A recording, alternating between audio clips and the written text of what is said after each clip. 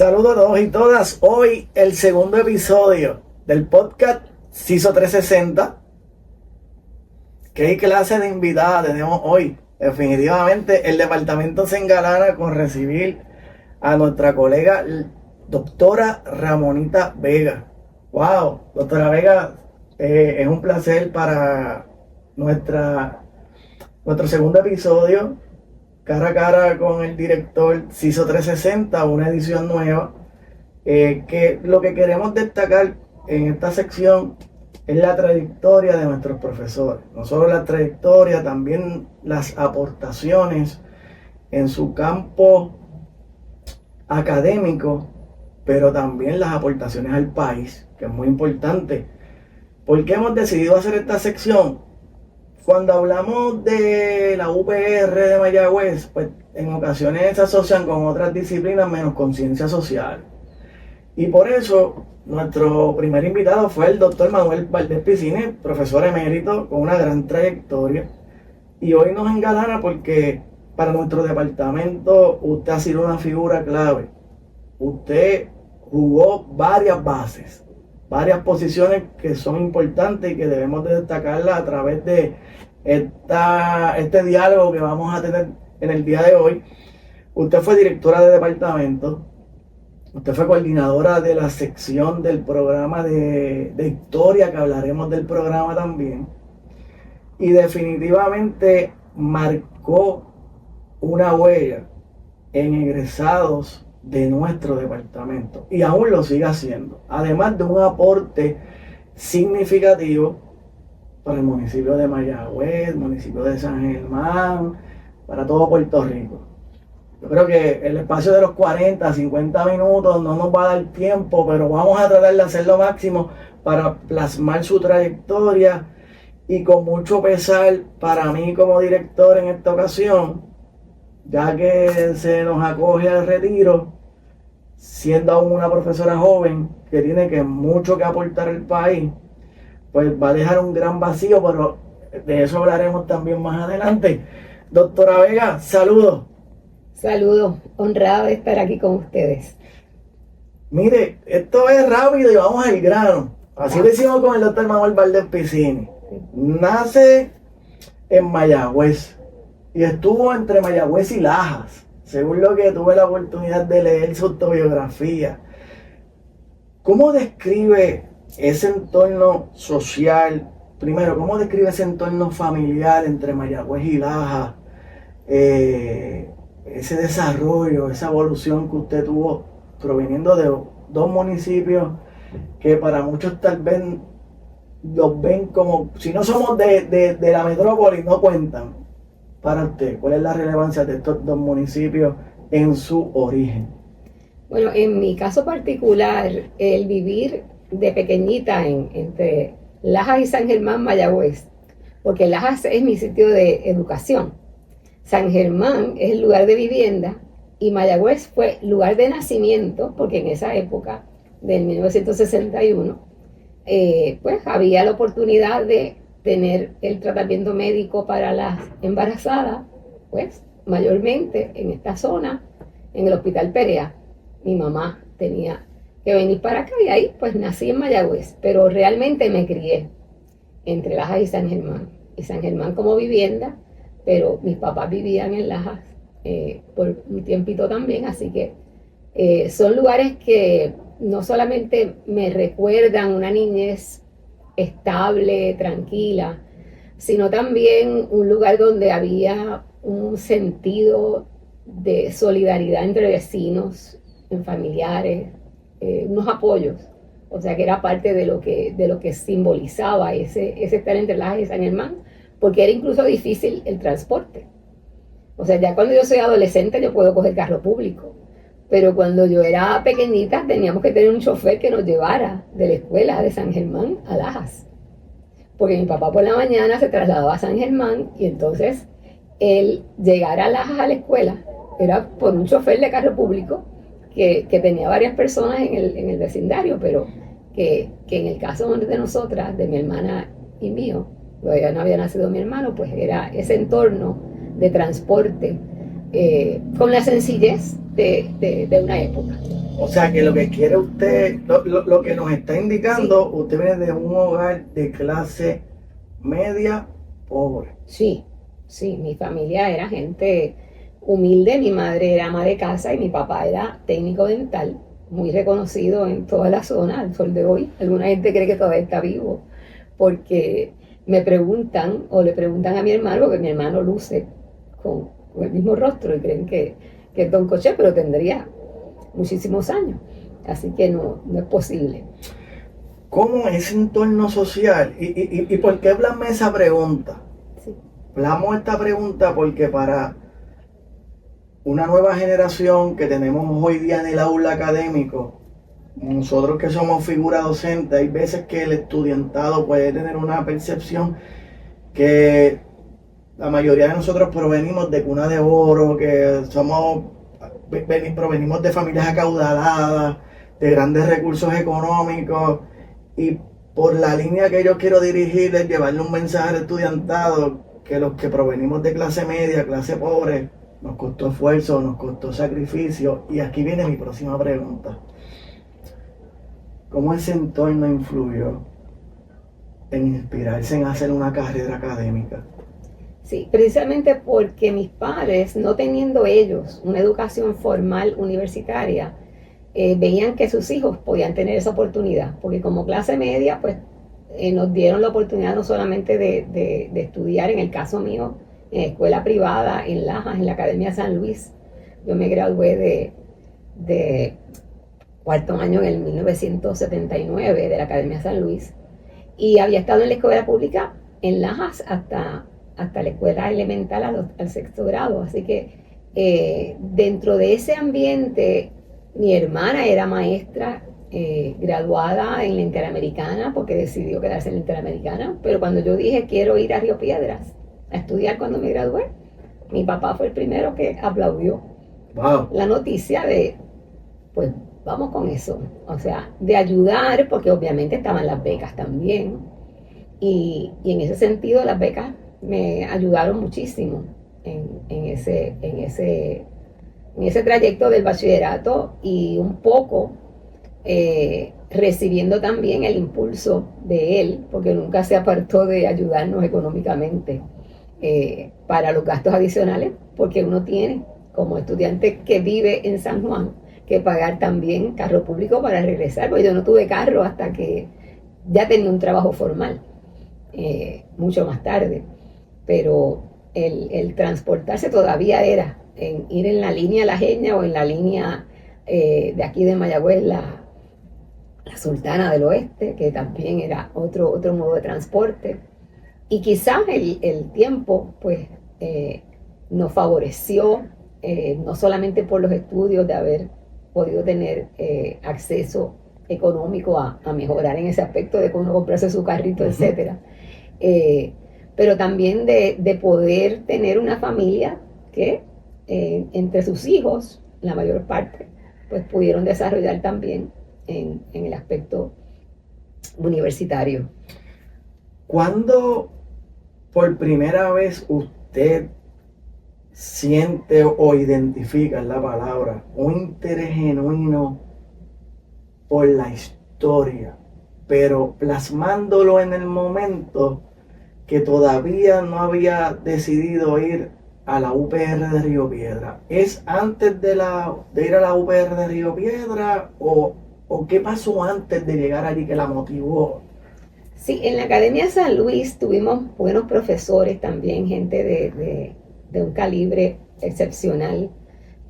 Los colegios católicos no necesariamente tenían el mejor pago para los profesores en aquella época, así que los que iban a hacer guía de clase era gente con mucha vocación.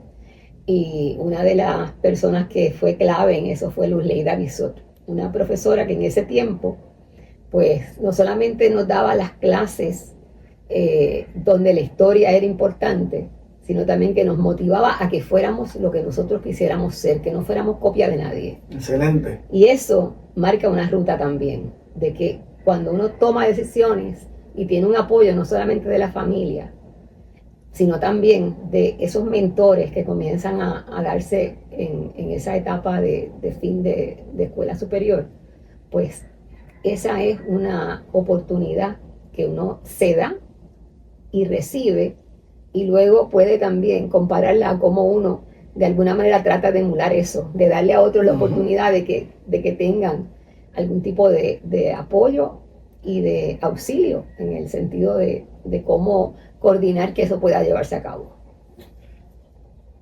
Haciendo una transición desde esa etapa a la universidad, usted completó su bachillerato en humanidad. Se especializa en estudios puertorriqueños e historia en la UPR de Río Piedras. Esa transición de Laja, San Germán a Río Piedras, ¿cómo la asimiló? Bueno, en mi caso, yo originalmente creía que era un bachillerato que me iba a dar a mí las bases más completas porque era en estudios interdisciplinarios. Lamentablemente ya no existe en Río Piedras. Pero cuando yo me gradué en el 83,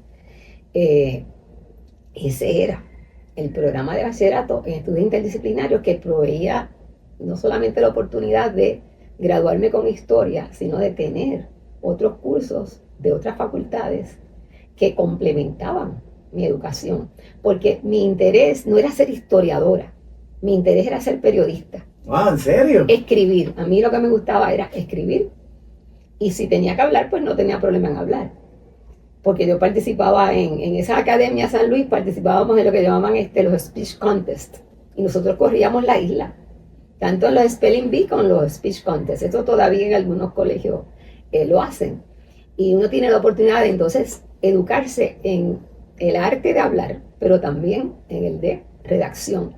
Y yo tenía esa vocación en términos de escritura, pero se amplía el universo con una profesora llamada Piri Fernández de Luis, que era un personaje, era doctora en literatura, pero había sido presidenta del Ateneo, era una señora de un porte excepcional, que no solamente era una clase, era un performance. De ahí que algunas veces también uno hereda de una de estas tradiciones de cómo se enseña para lograr la atención. Creo que voy entendiendo ya y conociendo un poco más de dónde yo conozco ese performance entonces que surge de la doctora Vega. El doctor Gustavo Cortina me va a regañar y es el productor de esta sección. Yo le decía al doctor Gustavo Cortina antes de llegar aquí, y me va a regañar, es el productor de esta sección. Yo le decía, Gustavo, y si yo le digo a la doctora Vega, ¿verdad? Con mucho respeto, que para mí es la dama de hierro. Y le voy a explicar el por qué. Y después voy a entrar en otra área. Yo no llevo tanto tiempo, pero una de las cosas, no llevo tanto tiempo aquí en la UPR de Mayagüez, pero una de las cosas que a mí me marcó cuando la conozco, que usted fue la directora de departamento en aquel momento, precisamente fue su carácter, fue su demeanor, temple en las tomas de decisiones, muy firme, muy articulada. Siempre la he distinguido por su capacidad de redactar y por un vocabulario amplio. Y tenía esa curiosidad. Yo decía, ¿de dónde la doctora Vega origina ese carácter? Porque después voy a entrar en otras cosas que reafirman el carácter de su persona, que es muy acentuado. Y cuando usted ha hecho sus intervenciones, no tan solo académicas, también dentro de la comunidad científica, ha ganado respeto. Y ganarse respeto en este ambiente no es tan fácil. El respeto se cultiva con el trabajo, con la seriedad, con la investigación, entre otras cualidades. Y qué bueno que usted trae este aporte, porque yo quería conocer de dónde venía ese performance. Y qué bueno, vuelve y repita de dónde es que se origina. Bueno, en esa preparación en estudios interdisciplinarios, quien era la mentora del curso con el que termina el bachillerato es un curso donde se hace una tesina. Y la tesina puede ser en cualquier tema. Pero yo me interesé en un tema de historia, porque yo quería investigar sobre los túneles en San Germán. Pero se me transformó en otra investigación, porque encontré que lo de los túneles ya era un tema que sí había sido trabajado. Y de hecho, por un ingeniero aquí, el ingeniero Kumarada O'Neill, y por un historiador de San Germán, que ahora es colega en la Academia Puertorriqueña de la Historia conmigo, Héctor Feliciano Ramos. O sea que esos dos doctores, cuando publican, dejaron evidencia de que ya era un trabajo que lo que yo quería descubrir era como tratar de descubrir el Mediterráneo, ya estaba. Okay, así que exacto. Me tuve que ir por otra línea, y cuando le presenté, luego de varios intentos de búsqueda de qué tema que sea entonces de interés histórico yo puedo abordar, me topo en esos ficheros de cuando uno tenía que coger las cajitas en la biblioteca y sacar a un profesor que tenía un estudio que era sobre el abolicionismo y que se llamaba Ciber Viale.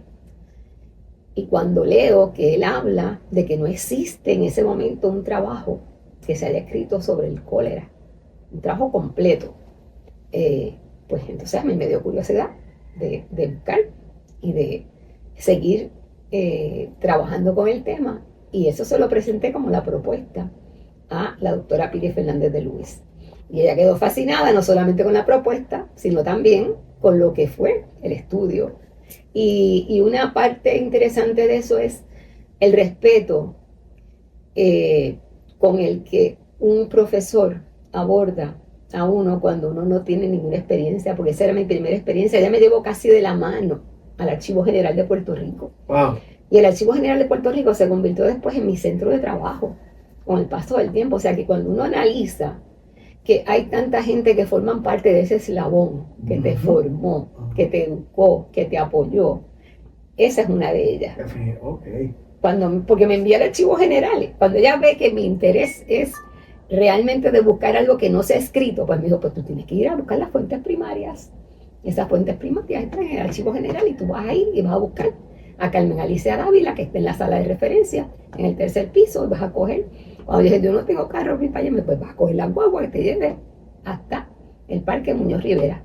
Y frente al parque, ahí tiene el Archivo General de Puerto Rico. Coja la guaguita, muévase, camine, haga su ejercicio, que esto es parte de... Sí, esa es una primera mentora. Porque tuve mucho. Esa era la próxima pregunta. Sí. O sea, ya veo que se inspira y qué bueno. Quiero contrastar aquí, hacer un contraste que para mí es muy, muy importante. Porque fíjese que en la introducción yo estaba mencionando que usted ha inspirado a otros estudiantes.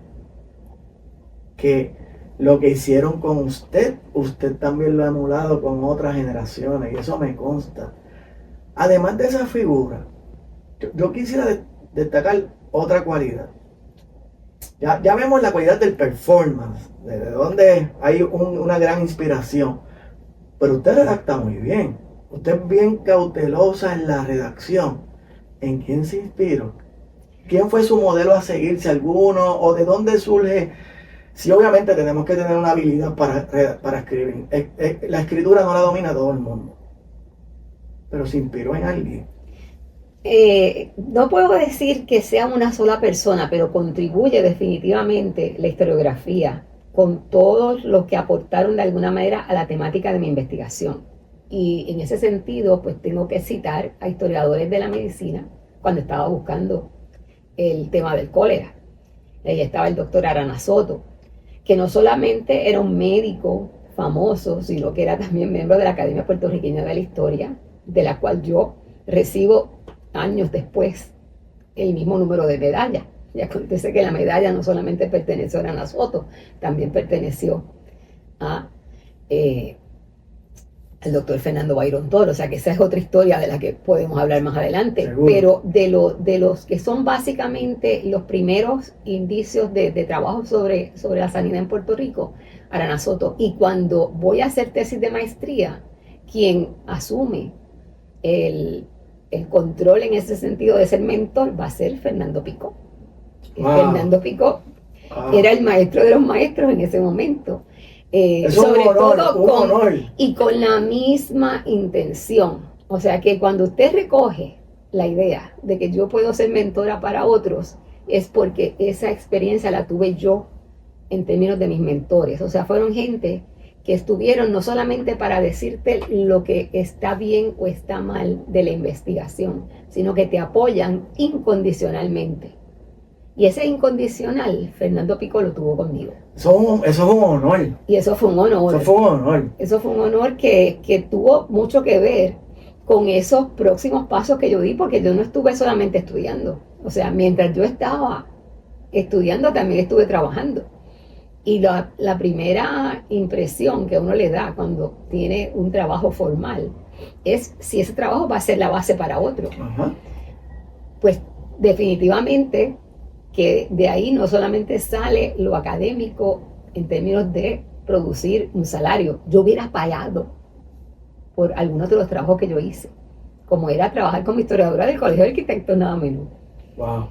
Documentando todo lo que concernía a la arquitectura de San Germán, de Mayagüez y de Ponce por 3 años. O sea, que cuando uno busca la mentoría, pues esa mentoría de Pico me llevó a que pudiera estar recomendada para hacer investigación con el Colegio de Arquitectos.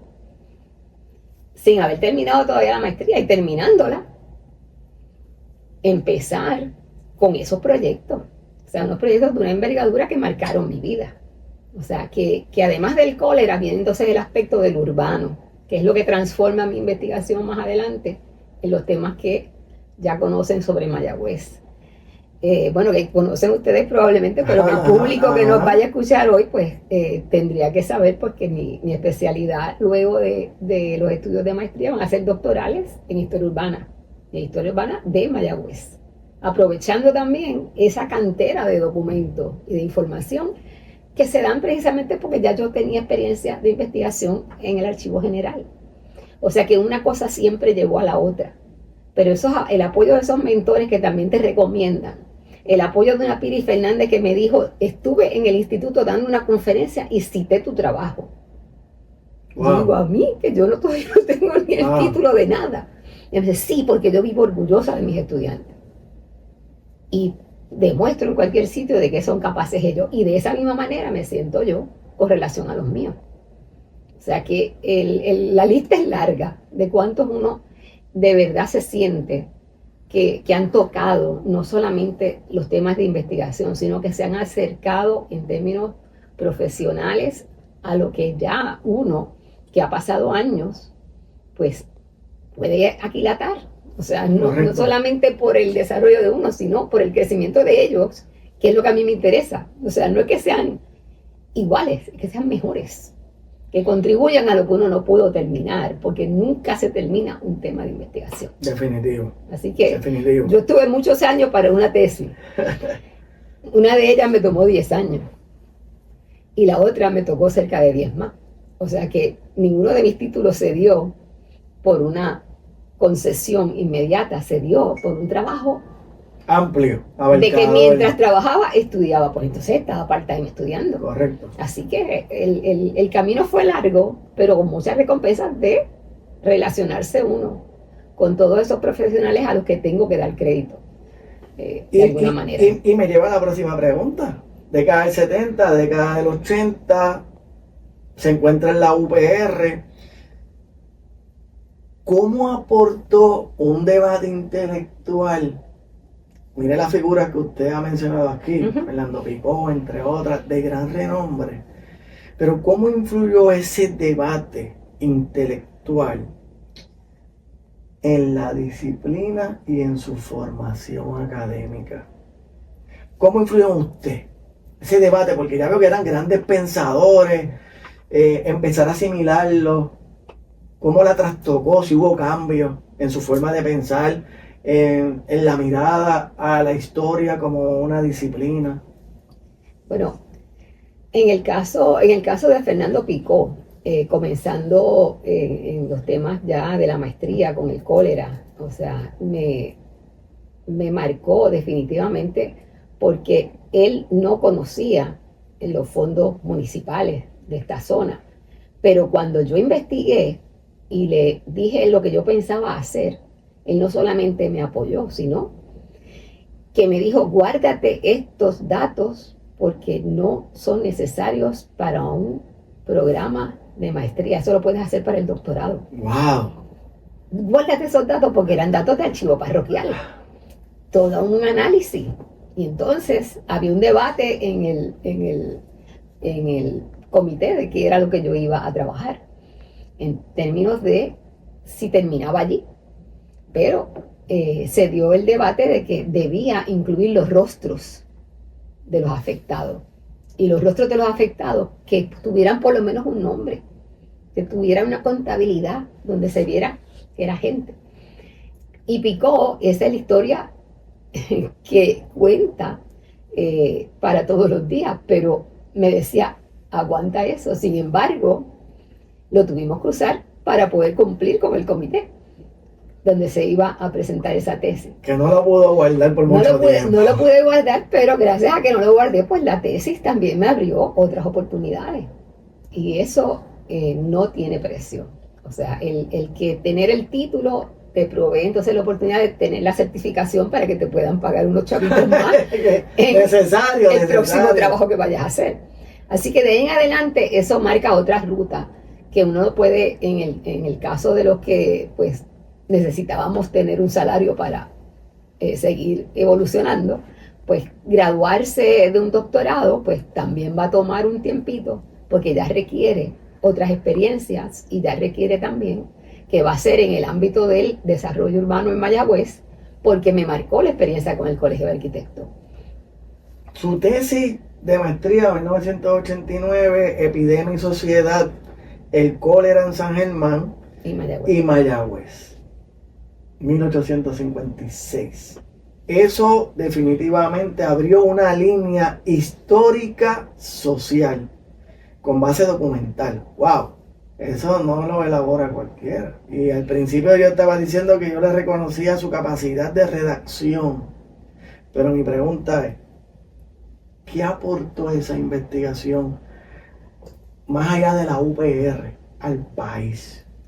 Bueno, primero que no se conocían los datos completos, porque lo que se tenía un número aproximado de víctimas. Se hablaba de un informe cuando se sumaban los números de 25.820, si mal no recuerdo, personas certificadas que habían muerto por cólera. Wow. Pero la infección por el Vibrio cholerae que lleva al contagio es como cualquier epidemia que hoy tratemos de contabilizar. O sea, siempre puede haber un número mayor de víctimas, pero en el caso del cólera, por su complejidad y el momento histórico en que estábamos en el 1855 al 56, porque entra por Naguabo en noviembre del 55 y termina en esta zona del oeste a finales del 1856.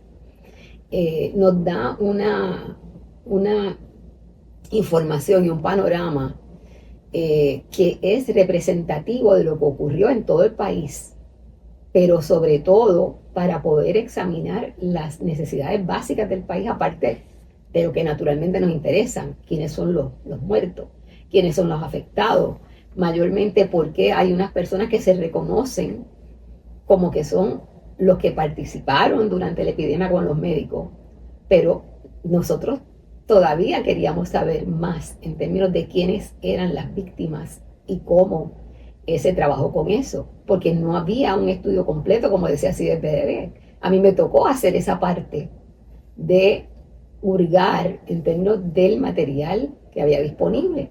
Y la Gaceta de Puerto Rico era uno de ellos, los periódicos que hacían un informe diario de cuáles eran los invadidos, los muertos y los afectados.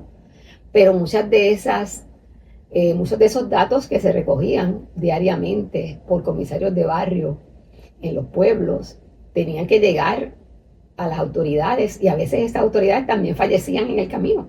O sea, era un proceso bastante claro al final del camino cuando ya uno tiene los números, pero en ese diario donde todo había que desinfectar muchas veces con vinagre los documentos, hay documentos que no se podían leer más tarde cuando nos toca investigar a nosotros.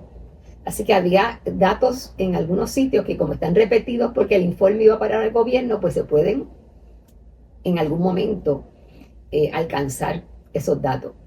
Pero me tocó hacer ese tipo de excavación arqueológica en la documentación porque no había documentos digitalizados. Todos estos documentos eran documentos que estuvieran en los archivos. Si fuera a mencionar limitaciones, una era precisamente la accesibilidad a los recursos. ¿Cuál es otra? Presupuesto, no sé. En el caso mío, yo estuve todos los veranos por cerca de 10 años trabajando, tanto en San Germán como en Mayagüez. En San Germán tenía a un archivero, Nelson Torres, y en Mayagüez tenía también una cantidad de personas que a través del tiempo, Dionisio, que fue uno de los primeros que me ayudó, después, al final, pues estaba también María Colón, que todavía sigue siendo parte de ese archivo histórico aquí en Mayagüez. Pero en el Archivo General de Puerto Rico, pues muchos que habían sido mis compañeros de trabajo, Milagros Pepín, Cheo Flores, o sea, investigadores que a su vez habían estado compartiendo conmigo en la universidad, ayudaron a que se pudiera reunir gran parte de esos datos en el sentido de facilitar el que se pudieran reproducir algunas cosas cuando era viable, cuando eran documentos que estuvieran en condición de poderse reproducir, como fue el caso de Mayagüez. Hoy día, las copias que yo tenga del cólera, de actas, me dice un investigador recientemente que esas copias mías son originales para efectos de investigación, porque los originales ya no se pueden leer. Wow. No se pueden leer. Wow. Estamos hablando de que fueron de 1985 la investigación cuando termina, y que hoy día estamos hablando de décadas que han pasado donde esos materiales, si no reciben tampoco los tratamientos adecuados, con el paso del tiempo todos los documentos se deterioran, así que uno como archivero está siempre en esas luchas de la conservación. ¿Qué le permitió, ya estudiando el cólera, ¿verdad?, como tema principal, la epidemia, qué le permitió a usted identificar de la epidemia?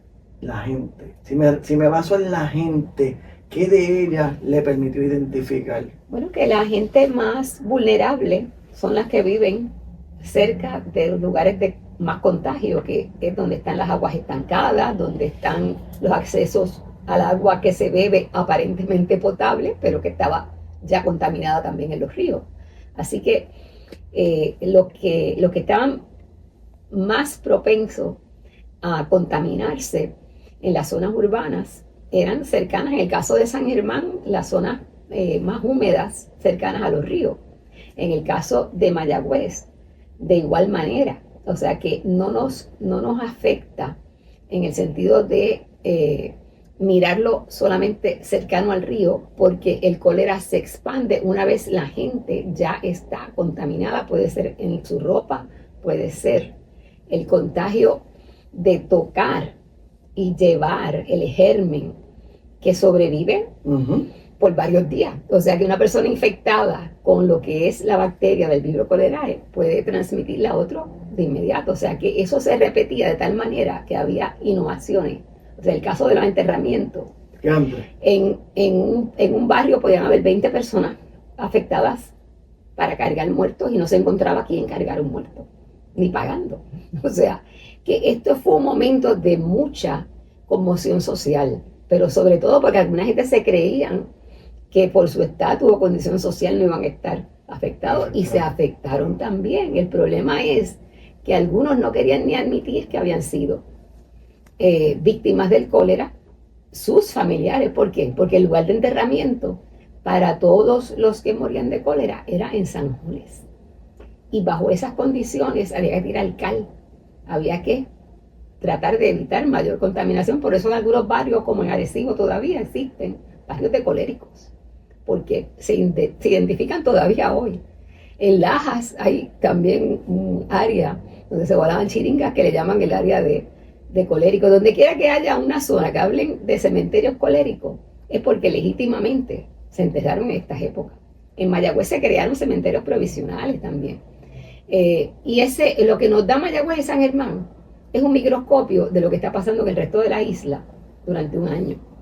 Y lo que yo documento, pues, son no solamente los informes que se dan diariamente. Yo documento en términos de lo que es oficial y lo que en San Germán se dio como copiador de oficio, que es un documento que no necesariamente llega a las autoridades. Y ahí yo me entero que en Lajas no se podía dar servicio porque hasta el cura se había encerrado porque había muerto su hermana. Wow. Y se quedó el pueblo sin cabeza porque también había estado contagiado la persona a cargo. O sea, ese tipo de datos que no llega oficialmente, pero que está en la conmoción popular de quién le va a dar servicio. Y en el caso de San Germán, porque murió una señora de alto caudal y como era la madre de uno de los principales concejales del pueblo, la enterraron en su finca y eso estaba prohibido. Y para las denuncias, ahí uno tiene otro aspecto de cómo, por razón de clase, se hacen unas excepciones.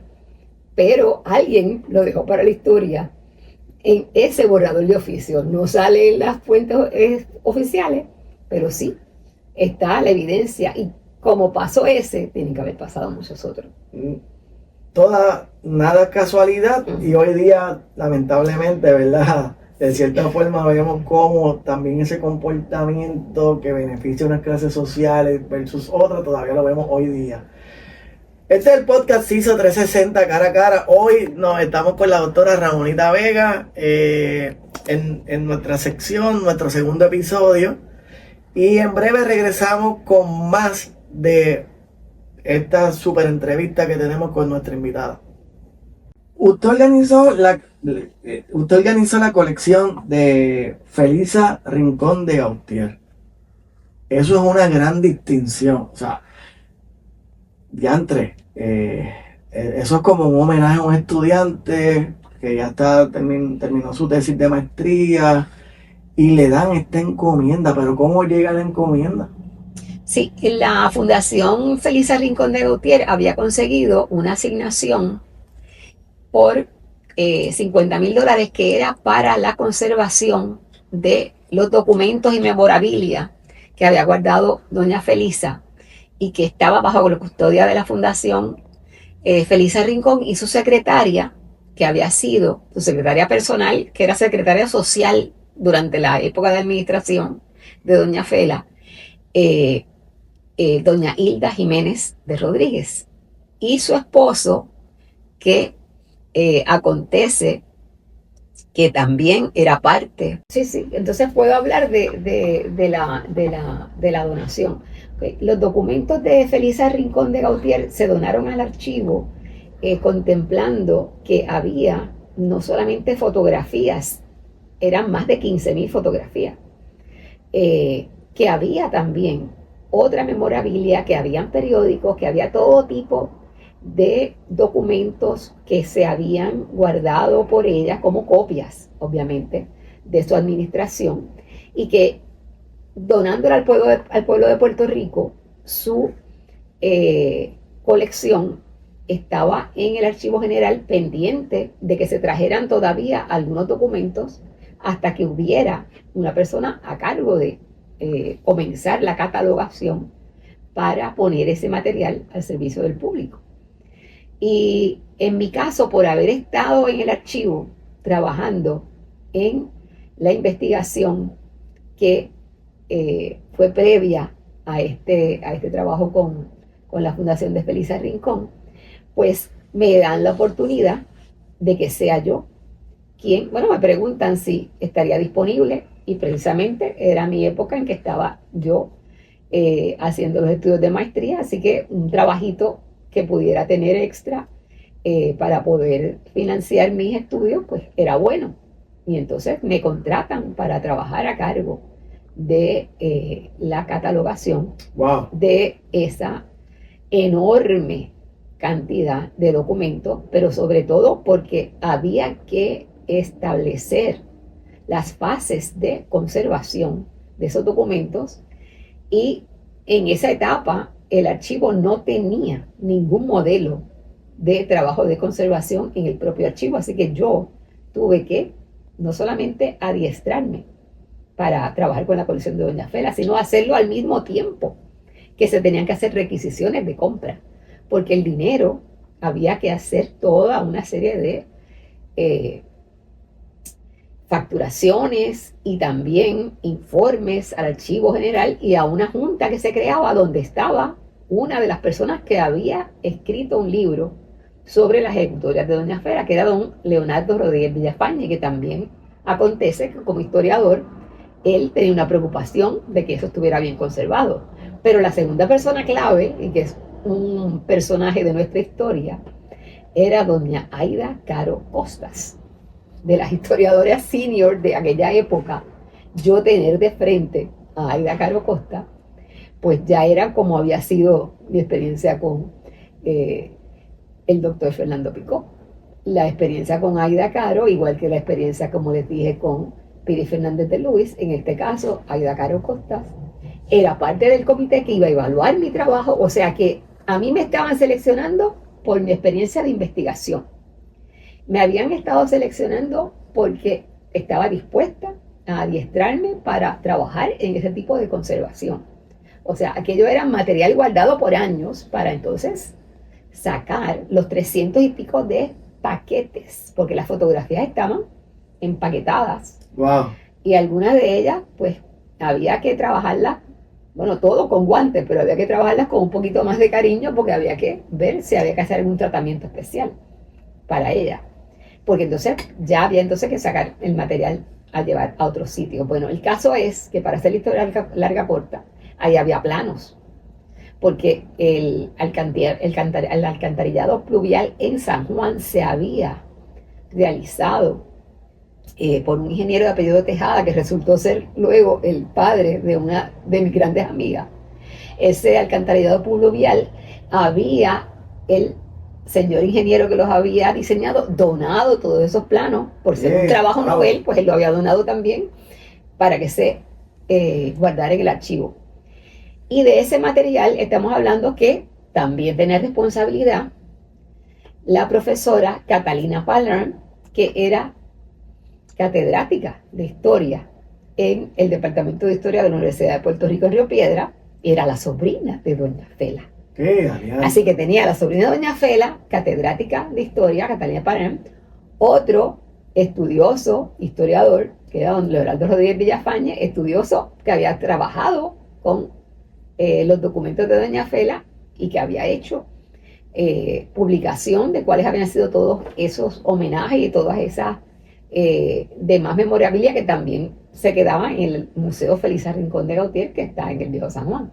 Pero en ese momento lo que apremiaba más era la conservación de esas 15,000 y pico de fotos, la catalogación de ellas, y que el presupuesto diera con $50,000 para pagar archivero, secretaria y materiales.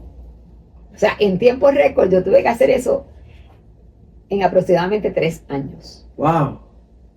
Wow. Y eso pues fue otro aliciente en el sentido de que me dio otra oportunidad de ser reconocida en términos de que cuando se exhibió la primera presentación de lo que era el San Juan de doña Fela, que fue como llamé a la presentación de una exhibición de 100 fotografías emblemáticas de este tiempo de doña Fela, y que próximamente van a salir en otra publicación, pero esos son otros cuentos que después haremos, pero que tiene que ver precisamente con un trabajo que era novel para el Archivo General, porque en el Archivo General ese tipo de trabajo requería de personal que no podían asignar exclusivamente para una colección. Y le puedo decir a todo el que quiera seguir investigando sobre el tema que hoy día pues hay gran parte de ese material disponible para el público allí conservado, a pesar de todos los tropiezos que ha tenido el Archivo General para sobrevivir en estos tiempos sin presupuesto y sin las mejores condiciones ni siquiera de edificio para poderlo llevar a cabo. Muy triste, muy triste. Así que a pesar de todo, se logró completar ese trabajo, pero se completó y la junta que estuvo a cargo, como antes dije, me supervisaba. O sea, hacíamos reuniones cada 2 o 3 meses. Ellos se reunían conmigo para ver lo que estaba pasando. El progreso. Pero ese progreso, una vez ellos constataron que el progreso iba acelerado y que el catálogo de los documentos ya estaba prácticamente listo, llevó también a que se integrara la propia Catalina Palermo, que en paz descanse. Ella también se integró a ser parte del equipo, y la doctora Caro Costa, que era la historiadora, profesora de particularmente los siglos primarios, siglo XVI, en Puerto Rico, y la historia de la capital y las actas del Cabildo de San Juan, o sea, responsable de tanto del saber histórico principal de San Juan en una época, hasta el siglo XVIII, y todavía era un personaje interesantísimo, importantísimo, y su opinión sobre esta que está aquí, que era la archivera de esos documentos, pues me satisface y me enorgullece poder en ese tiempo en que uno está comenzando también ver que gente que son los que de verdad saben para uno, empiezan a respetar a uno, empiezan a respetar a uno, y uno tiene que ser humilde y aceptar que sin ese reconocimiento tampoco te hubiesen dado otras oportunidades después. Claro que sí. Porque puedes hacerlo bien o hacerlo mal, pero si nadie lo reconoce, quedamos hasta ahí. Te quedas igual ahí. Y gracias por participar. Le pregunto, mencióneme las obras que a su juicio son las más importantes en su carrera. ¿Cuáles han sido para usted las obras más importantes? Sé que está difícil. En el trabajo como tal, yo tengo que reconocer, como antes dije, que mi labor con el Colegio de Arquitectos como historiadora, que fue mi primer trabajo profesional, me lo brindó el arquitecto Jorge Rigau Pérez, también miembro de la Academia Puertorriqueña de la Historia. Eso vamos a ver. Y hoy día colega también de esa academia. Ese fue mi primer trabajo profesional, pero de ese trabajo, que duraba 3 años nada más, pero la investigación en los archivos como tal siguió siendo clave. San Germán, Mayagüez, Ponce. Cuando viene mi época de terminar la maestría, porque todos mis trabajos se hacían mientras yo estaba trabajando en algo que me pudiera proveer de un sustento. Claro. Así que mi trabajo de investigación iba a la par con el trabajo, que de hecho nunca podré olvidar que hubo un profesor, ahora me acabo de recordar, hubo un profesor que yo creo que a él no le gustaría que dijera su nombre, pero que se acercó al director del Colegio de Arquitectos, que era en ese momento el arquitecto Rigau. Pero lo voy a decir, se trató del profesor doctor Manuel Alvarado, que llegó a ser director del Departamento de Historia. Llamó a Rigau por teléfono y le dijo: oiga, usted no tiene una beca para que la estudiante que está terminando aquí maestría por fin termine, porque yo veo que ella está cogiendo poquitas clases para poder seguir sus estudios. Y entonces él le tuvo que explicar, mire, porque esa era una llamada anónima de él, y le tuvo que explicar: nosotros no damos becas porque no somos un colegio de enseñanza, somos un colegio de agrupación profesional, y nosotros le estamos dando la oportunidad a ella, que es estudiante, para que realice este trabajo, y se gana un dinero, pero no tenemos becas como tal para estudiantes. Y cuando ese hombre me habla y me explica lo que este otro señor le ha preguntado, o sea, es algo que no tiene nombre. O sea, de que un profesor, ahí vemos otro preocupado porque entendía que yo necesitaba terminar estudios y quería de alguna manera ayudarme. Y ya en ese momento yo económicamente no necesitaba, porque con lo que yo me ganaba me daba para ambas cosas, para seguir trabajando. Pero era porque yo tenía doble responsabilidad, tenía que cumplir con las fechas límites de las entregas de los proyectos, y también tenía que terminar con las fechas límites de mis estudios. pero que un director de un departamento haga esa se gestión. tome esa gestión por su cuenta es realmente conmovedor. O sea, a mí me partió el alma porque él no quería ni que se supiera que eso fue así. Pero demuestra sensibilidad, demuestra reconocimiento y hemos visto cómo...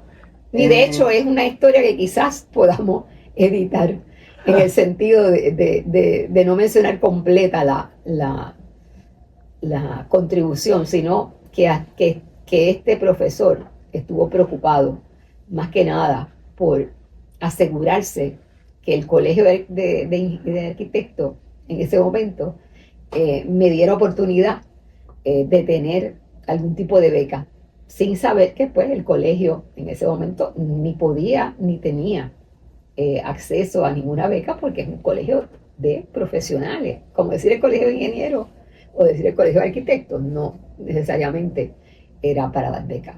¿Cómo llega usted a la Academia de la Historia? Que es un organismo de alto prestigio, muy reconocido, hay una figura de alto perfil. ¿Cómo llega la doctora Ramonita Vega allí? Bueno, en el 2019 es cuando me incorporan a la Academia Puertorriqueña de la Historia, cuando me informan que soy candidata. Cuando un profesional de historia es candidato, se llama un nominado a ser académico de número. Cuando me nominan como académico de número, pasó más de un año, o sea que fue como casi 2 años antes. Me avisaron, pero había que hacer un discurso inmediatamente como aceptación de la nominación. Y entonces yo respondí que quería hacer el discurso inmediatamente y me dijeron, está bien, lo puedes hacer, pero hay que esperar porque tenemos varios candidatos que tienen que hacer el discurso. Entonces tuve que esperar casi un año en lo que otras personas que estaban pendientes de ser incorporados, pues dieran su discurso para entonces ser yo académico de número. Y fantástico, porque mientras tanto yo estaba aquí trabajando en el Colegio de Mayagüez y planifiqué entonces con calma que mi incorporación, no solamente yo aceptaba la incorporación, porque en un principio yo tuve hasta mis dudas de cuán factible era para mí poder estar con la Academia Puertorriqueña de la Historia, porque ya yo pertenecía a otro organismo que recién se había creado, que era una Academia de Historia de San Germán. Pero la Academia de San Germán es de reciente creación, aunque tiene una trayectoria ya comenzada. Pero la Academia Puertorriqueña de la Historia es del 1930 y pico, o sea que estamos hablando de que es la institución de más tiempo que agrupa a las autoridades o los profesores en distintas materias que están relacionadas también con la historia, que pueden ser en arqueología, como pueden ser en trabajos que puedan estar relacionados también con la misma arquitectura, como pueden tener que ver con el derecho, o sea, con distintos tipos de historias que puedan ser también seleccionados como parte de doctores que también hacen investigación que sea histórica, como el doctor José Rigao, que le tocó ser el presidente de turno cuando me nominaron a mí. Y en su discurso, cuando me incorporaron, el doctor José Rigao sacó a colación que en Mayagüez me había distinguido de algún modo al hacerme docente del Colegio de Mayagüez. Y que toda mi experiencia previa, él la narra en un documento, donde empieza por todos los eventos que ya yo he señalado aquí, de haber sido historiadora del Colegio de Arquitectos, de haber sido historiadora del tema del cólera, de haber sido historiadora del tema urbano, de haber sido archivera en el Archivo General de Puerto Rico, de haber hecho muchísimas otras labores relacionadas con la conservación, que incluían la conservación y la catalogación de la colección de Felisa Rincón de Gautier, que había dirigido la Asociación de Museos de Puerto Rico, que había estado en Río Piedras 10 años, que había estado en Interamericana otros 10 años enseñando en historia. O sea, que mis publicaciones, incluso del cólera, habían llegado a Costa Rica, se habían publicado, mis publicaciones sobre Mayagüez también se habían publicado y se reconocían, particularmente sobre el Fuego Grande. O sea, además del discurso del doctor José Rigao, pues está mi presentación de un discurso donde hago referencia a estas labores que compartí, no solamente con estos historiadores que yo tuve a buena fe conocer en San Juan, que ya he mencionado, sino también con uno muy especial aquí en Mayagüez, y que usted conoce muy bien, que es el doctor Fernando Byron Toro. Ese doctor Fernando Byron Toro, siempre recordaré la anécdota, que yo creo que se la narré hace poco. Correcto. De haber estado empezando a enseñar aquí en el colegio en el 2011, y de estar en la oficina arriba y la secretaria decirme: profesora, tiene un visitante que la quiere saludar. Y yo digo: ¿de quién se trata? Y me dice: ya va subiendo la escalera, porque yo le dije que usted está allí. Y cuando se me coloca de frente, me dice: buenas tardes, yo soy Fernando Byron Toro y vengo a conocerle a usted, Ramonita Vega Lugo. Y yo digo: sí, es que yo necesito conocerla porque conozco su trabajo de la historia urbana de Mayagüez de Villa Ciudad de 1836 a 37, y conocía toda su vida. Quería saludarla, y porque ya él estaba jubilado. Y para mí fue una emoción enorme, porque yo tenía allí mismo en la oficina sus estudios de la historia de los partidos políticos, y había tenido en clase a amistades de él y a profesores que habían sido sus colegas también, que lo querían mucho de Río Piedra, y el nombre de Fernando Byron Toro para mí tenía un eco muy particular.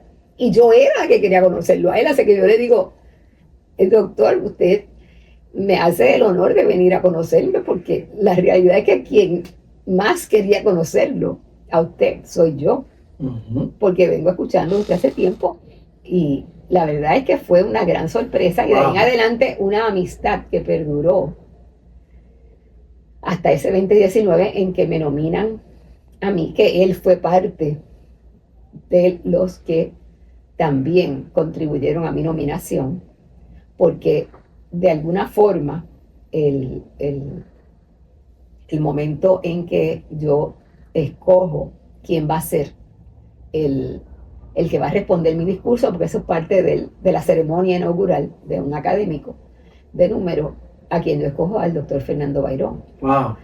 Con la desgracia de que él estaba enfermo y murió en julio de ese año, del 2019. Pero de la experiencia del 11 hasta el 2019, todavía meses antes de morir, él tenía la intención de venir a responder el discurso. No, era una persona humilde, accesible, tuve el placer de conocerlo aquí en la UPR de Mayagüez, una persona desprendida, con gran desprendimiento, de compartir su conocimiento, pero volvemos. Y prologué una de sus obras, que fue el expediente de fundación de Mayagüez, que él lo glosó, un expediente glosado, o sea, con descripción de cada una de sus partes, que yo lo tenía en mi tesis doctoral como documento, pero él se encargó de darle a cada parte su explicación en ese libro, que me invitó a hacerla que lo prologara, y que es un evento que tuvo el municipio de Mayagüez en el Teatro de Mayagüez, donde le hicieron un reconocimiento al doctor Byron, y yo pues me colé en el reconocimiento por haber estado también como parte del libro, pero realmente era el libro de él. Hay algo que me llama la atención. Usted llegó a presidir la Asociación de Museos de Puerto Rico. Wow. Eso tiene que ver con mi participación como parte de una asociación que cumplía con todos los demás museos, con una necesidad de educación, de que todos los que eran expertos en museología pudieran servir de aliciente a los que no lo éramos, para que fuéramos parte de esa asociación. Y entonces estamos hablando que todos los museos universitarios, todos los museos de pueblo, todos los museos de instituciones estaban invitados a formar parte de la Asociación de Museos de Puerto Rico. Ahora hay otra asociación que heredó lo que fue la Asociación de Museos de Puerto Rico, pero en aquella época, cuando trabajamos en esto, yo todavía estaba en San Juan, la Asociación de Museos de Puerto Rico contaba con gente, por ejemplo, del Museo de Arte de Ponce, que nos daban talleres, que nos invitaban a ver en vivo lo que estaban haciendo y traía invitados especiales y también éramos parte de esa membresía. Se estaba inaugurando el Museo de Arte de Puerto Rico, con quien teníamos también excelentes personas que habían trabajado en el mundo de las artes y en el mundo tanto de conservación como de difusión de la cultura. Así que yo estaba inmersa en esas épocas como parte de la junta de la Casa Boy, que era un centro cultural, que es todavía un centro cultural en Miramar. Yo era parte de la directiva de ese grupo por una década. La Asociación de Museos de Puerto Rico vino a ser por añadidura una oportunidad para yo estar al frente por 2 años y de ayudar a que se pudiera hacer el primer grupo que le daba a todos los museos una oportunidad no solamente de catalogar, sino de preparar a quienes fueran a hacerse cargo de mantener una base de datos que fuera uniforme para todos los museos. Ese sueño todavía lo estamos soñando, porque la realidad es que para hacer eso se necesita mucho más personal. Pero le dimos a los museos que en ese momento eran receptores de un presupuesto menor, como era, por ejemplo, el Museo de Río Piedra, de la UPR, el museo que por excelencia pues guardaba grandes colecciones, pero no tenía un sistema de catalogación digital. Pero el Museo de Ponce sí, ya lo había comenzado con Hiromi Chiba. En el caso de Flavia Marichal, en el Museo de la UPR en Río Piedras, pues se comenzaba a hacer ese catálogo digital. Y así por el estilo, estábamos en esa onda de todo lo digital, y mi experiencia con la digitalización también en el Archivo General, que esa es otra experiencia de trabajo que yo tuve, que me lleva a todo esto, o sea, que los trabajos fueron abonando uno a uno las capacidades, o vamos a decir los conocimientos, que no necesariamente fueron una especialidad que yo fui a ningún instituto, ni a Rochester, ni a Francia, ni a ninguna otra parte a buscarlo, sino que fueron in situ. Estaba en el momento preciso cuando necesitaban unas cosas, yo participé en ellas, aprendí mucho en cada una de esas experiencias. Pero tuvo el acceso porque también había una calidad de su parte ahí, había una aportación. La gente que estaba pasando criterios, juicios, porque no iban a coger a cualquiera ahí para hacer unas funciones de alta envergadura. Lo que hemos ido plasmando en este podcast hoy es el alto perfil, un alto perfil, gente de gran standing en el Puerto Rico, figuras importantes que fueron reconociendo que usted tenía las competencias, las habilidades, las destrezas. Y este podcast, aquellos y aquellas que estén interesados en cómo se constituye el rol de un historiador, usted hoy ha plasmado aquí que hacer una carrera en una disciplina que tal vez la gente puede mirar con reservas, una gran relevancia, porque es... Hoy he hablado de lo que es ser un historiador científico. Hablo de bases de datos, hablo de estudiar planes, hablo de destrezas de archivismo, hablo de destrezas de museo, hablo del elemento cultural, ha narrado parte importante del urbanismo. La historia vincula con la sociología, con la economía, con tantos temas, es universal, o sea, no hay oportunidad para renegarla o desplazarla. Pero me llama mucho la atención, y algo que quiero distinguir, una mujer que logra tanto éxito en su carrera. Eso lo quiero lo quiero resaltar en este podcast. Mujer con éxito. En tiempos de los años 70, 80, 90, difícil, complicado, machismo. Y que usted se destaque allí, no es por pura casualidad, que se destacó porque hubo gente que creyó en su trabajo. Y que apoyaron definitivamente. O sea, que no es por mí sola. O sea, también tengo que pensar en toda la gente con la que uno se rodeó y aprendió. Porque cuando te decía Colegio de Arquitectos, decía Jorge Rigao, pero también tengo que decir Beatriz del Cueto, otra gran arquitecta con la que trabajamos mano a mano y que todavía hoy día nos llamamos y nos consultamos. Brutal. Ella recién terminó un doctorado porque le dio la gana, porque no le hacía falta. O sea, experta en restauración también de edificios en zonas históricas. Así que el trabajo mío con zonas históricas abrió las puertas para tantas cosas. Su esposo, arqueólogo, Gos Pantel, Wow. arqueólogo de reconocimiento internacional también. O sea, eran gente que según yo puedo decir que he tenido algún éxito en mi carrera, no puedo decirlo sin añadir que lo tuve porque al lado mío hubo gente que estuvo dispuesta a apoyarme. Mire, hablemos de Mayagüez.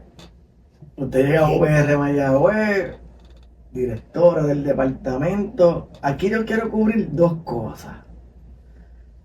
La primera, como administradora, qué grandes retos tuvo. Y número dos, como profesora,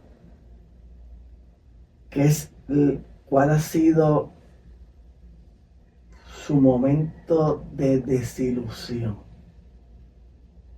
Para mí dos preguntas porque he vivido las dos. Sí. He estado en esos procesos.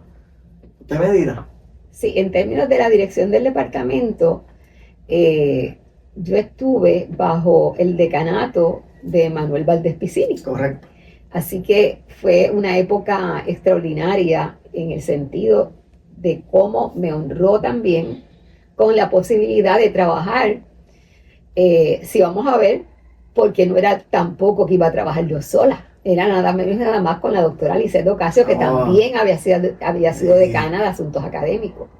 Y una mujer muy humilde, pero demasiado talentosa y de quien yo aprendí muchísimo del colegio, porque de lo administrativo ya yo venía con una experiencia de haber sido directora asociada en Río Piedra, con el doctor José Corrales, que había sido el director de departamento en la Facultad de Estudios Generales, en el Departamento de Humanidades.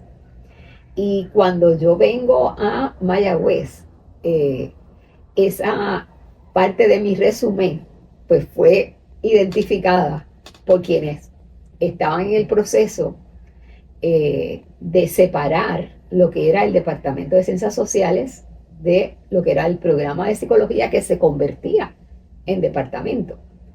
Así que el reto no era solamente ser directora del departamento, era que técnicamente era directora incluyendo a psicología.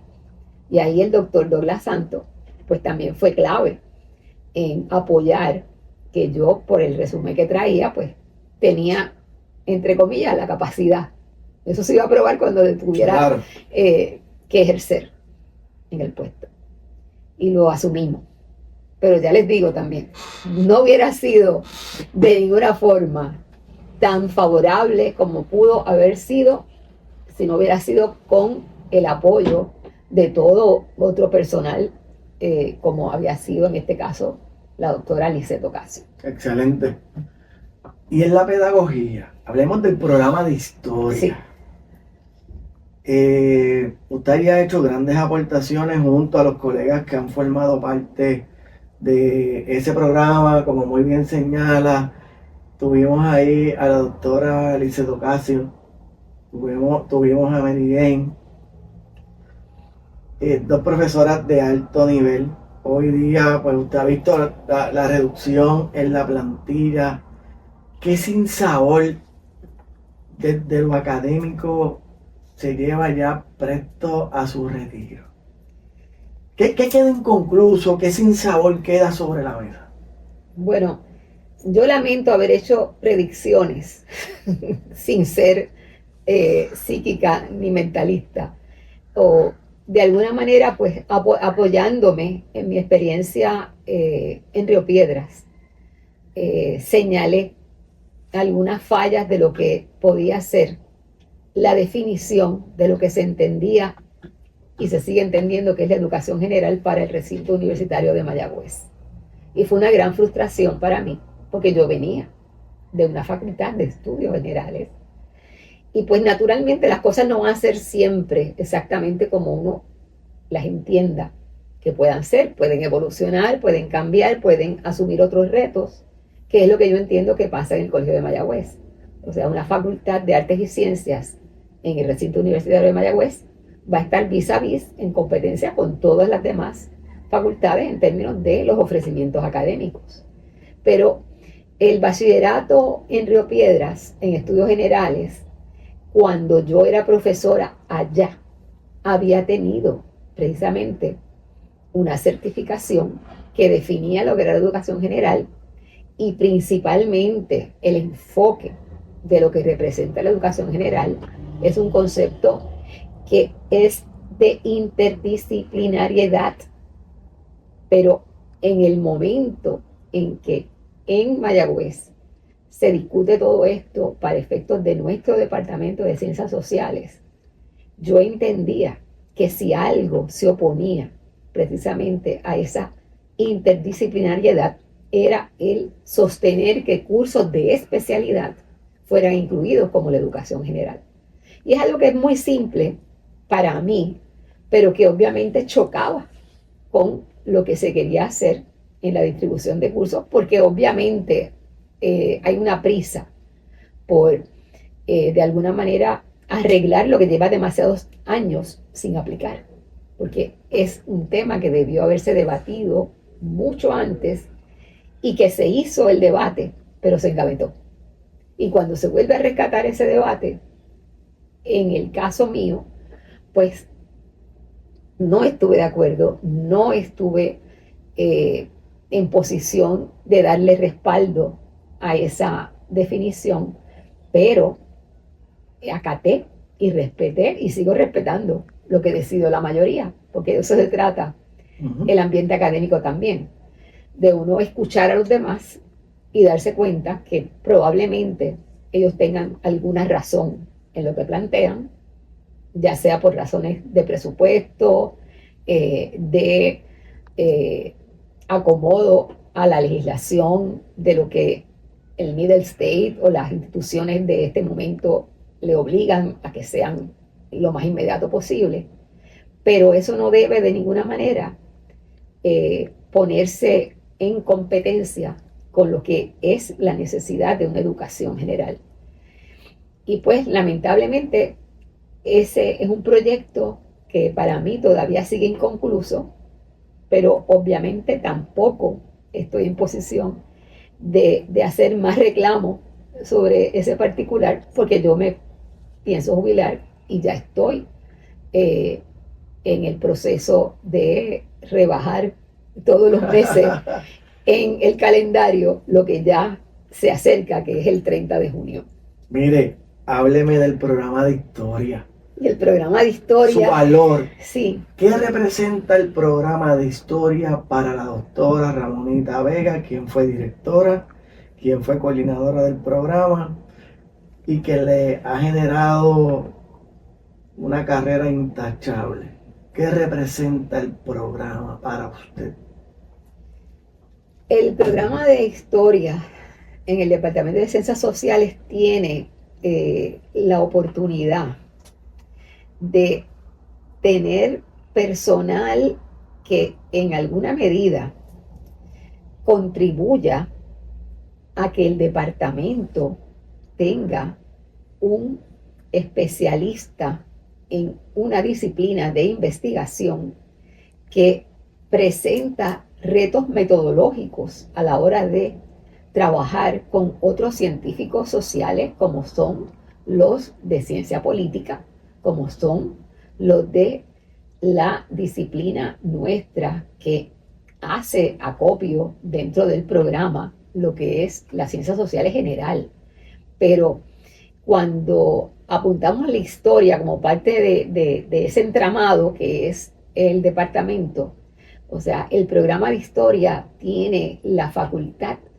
de ser no solamente atractivo para los mismos del programa de ciencias, perdón, de historia y de ciencias sociales, sino de ser atractivo para base obligada de cualquier debate que tenga que ver con lo político, que tenga que ver con lo social, que tenga que ver con lo económico, que tenga que ver con cualquiera otra de las disciplinas. Así que la base de todos los fundamentos que tenemos en el departamento está precisamente en mantener un programa de historia. Por eso, aunque tengamos pocos estudiantes, nuestras clases siempre tienen la mayor matrícula, porque hay un interés y hay también un reconocimiento que no es solamente interés del estudiante, es un reconocimiento de que necesitan esta educación porque muchas veces no la tuvieron en la escuela superior ni en la escuela intermedia y están ávidos de conocer la historia de Puerto Rico. Están ávidos porque la historia la estamos viviendo en sus consecuencias y nosotros no podemos pensar en una historia del pasado si no hace clic con el presente. Y nuestros estudiantes, tanto los que están en ciencia política como los que están en ciencia social en general, como los que están en cualquiera de nuestras áreas de sociología y que se gradúan del programa de historia, necesitan esa base de lo histórico. Es una preparación para la vida, para todos los demás que vienen de otras disciplinas. Es una curiosidad por el saber mismo, pero en el momento en que estamos viviendo, es una obligación de cualquier institución académica mantener un programa de historia, no solamente por llenar ese vacío que puedan tener los estudiantes, es por el respeto mismo a lo que es el facultativo que lo enseña y los estudiantes que lo necesitan, porque no es por capricho, no es por encumbrarnos como que somos las figuras más importantes de nada, no, es porque nuestra historia la estamos haciendo cada día. Y para poder entenderla y para poder de alguna manera contribuir a la formación de un mejor Puerto Rico, es conociendo esas bases de las que podemos estar unos a favor, otros en contra, pero que ninguno podemos escapar de ellas, de que son nuestro fundamento, de que son nuestras instituciones las que necesitan a través de la preparación de profesionales que a su vez estén en posición de ser en cualquier área que se desempeñe personas probas en sus materias, y la disciplina de la historia les provee una base fundamental. O sea, de eso a mí no me cabe duda de que hay mucho todavía por hacer para que se respete el asunto de la contratación permanente de una cantidad de profesionales que nutran el programa de historia, cuando hemos visto que lo que está pasando en los últimos tiempos es todo lo contrario. O sea, perdimos a una figura importantísima para nosotros que fue el profesor Mario Cancel.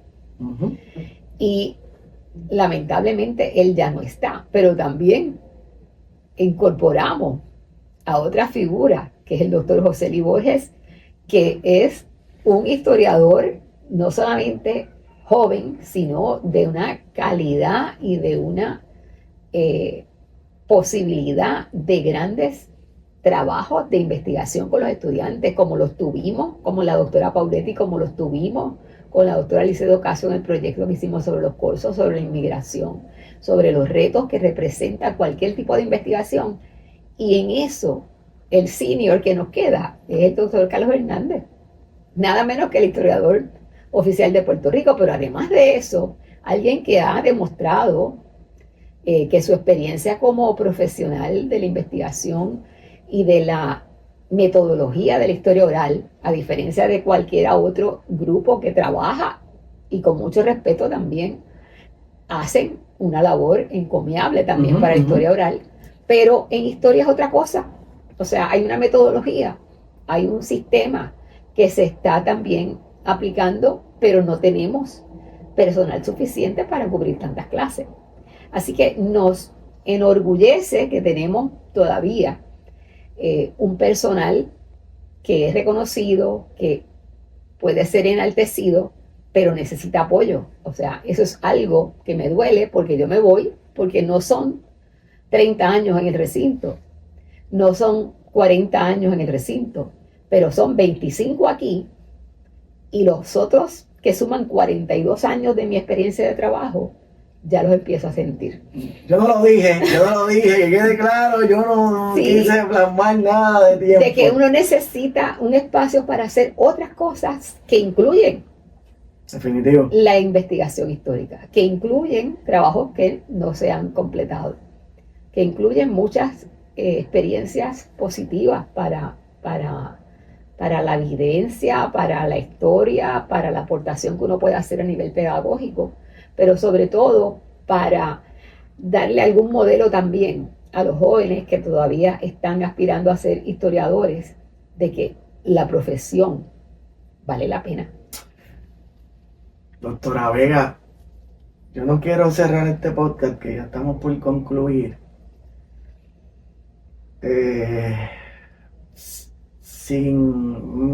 Yo en algún momento hice una intervención y dije que usted la cataloga como una mujer fuerte. Y usted enfrentó grandes retos. Hoy hemos plasmado toda una trayectoria de éxitos. Una mujer que logra posicionarse. Su trayectoria lo dicta así. Y qué bueno que está plasmado en este podcast y que usted haya mencionado todas esas figuras con las que se relacionó, sus grandes aportaciones al país, a su campo de estudio, el campo del saber. Y se me queda uno. Adelante.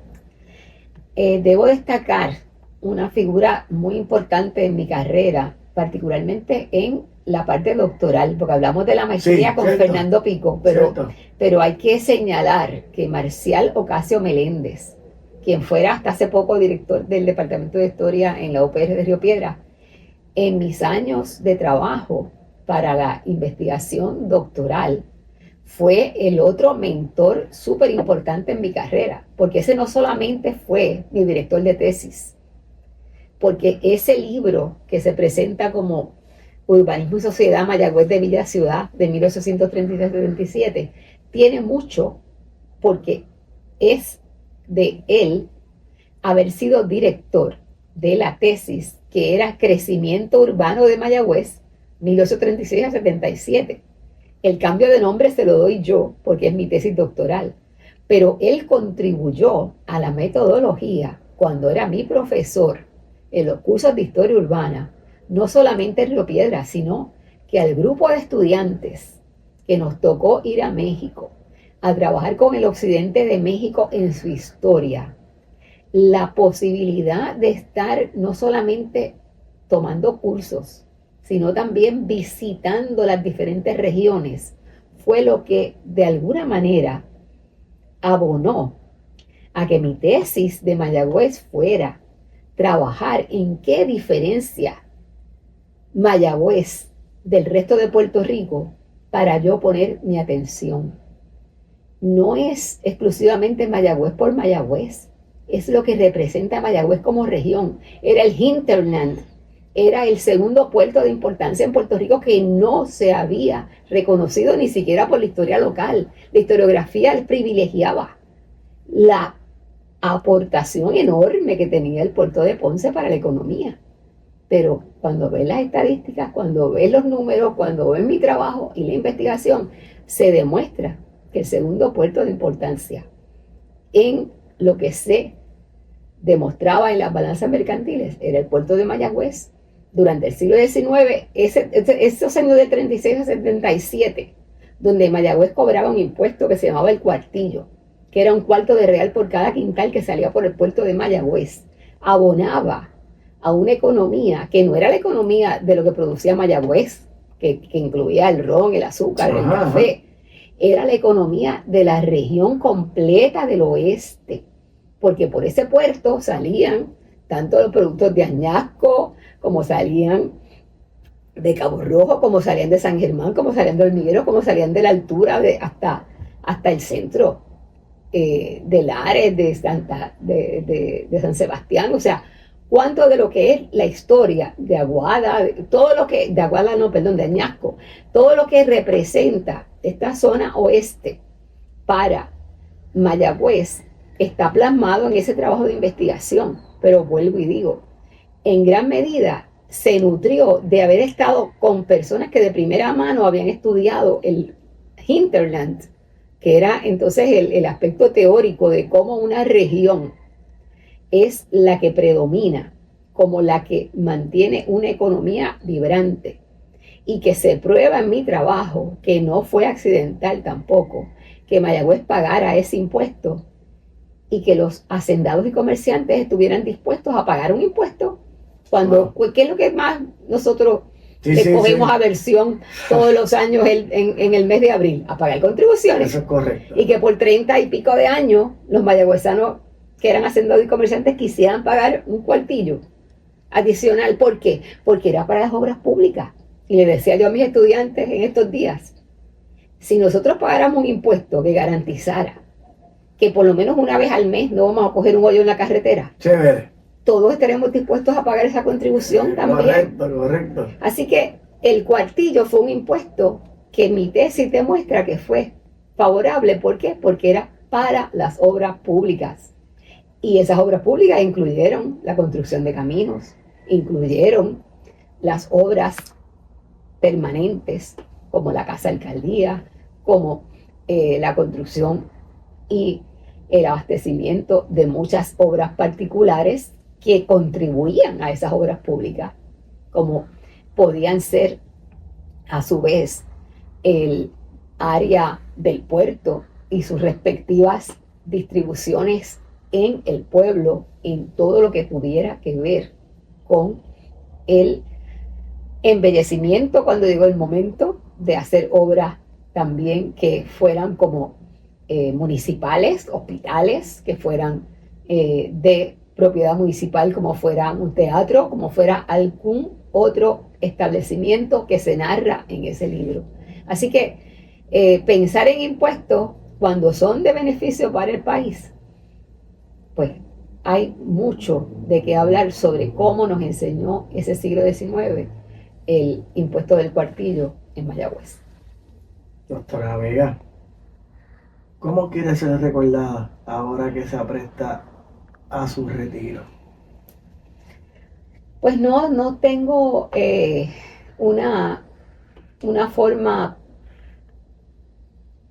pensada de decir que cómo quiero ser recordada, pero yo diría que en la medida en la que fui y soy hija de este país y preocupada por el desarrollo de la cultura y de las estructuras que nos cobijan para mantener viva esta iluminación que tenemos por la investigación, porque sin investigación no hay historia. Y cada generación, como decía el doctor Fernando Picó, va a hacer sus historias o la va a reescribir.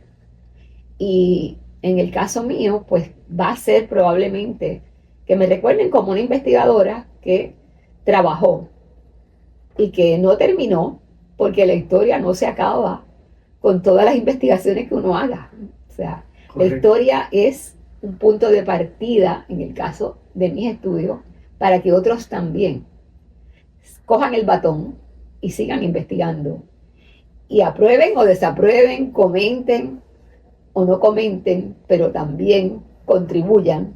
Esa es la mejor contribución que uno puede hacer. Sembrar la semilla para que haya la oportunidad de que otros en el camino y otras tomen la oportunidad de trabajar intensamente porque les guste y amen lo que hacen. porque esa ha sido la regla de mi vida. O sea, todo lo que yo he hecho, lo he hecho con el mayor de los gustos y como dije en un principio, con el primer trabajo. O sea, yo hubiera pagado por hacer algunos de los trabajos que me permitieron no solamente hacer investigación, sino disfrutar de cada uno de esos trabajos.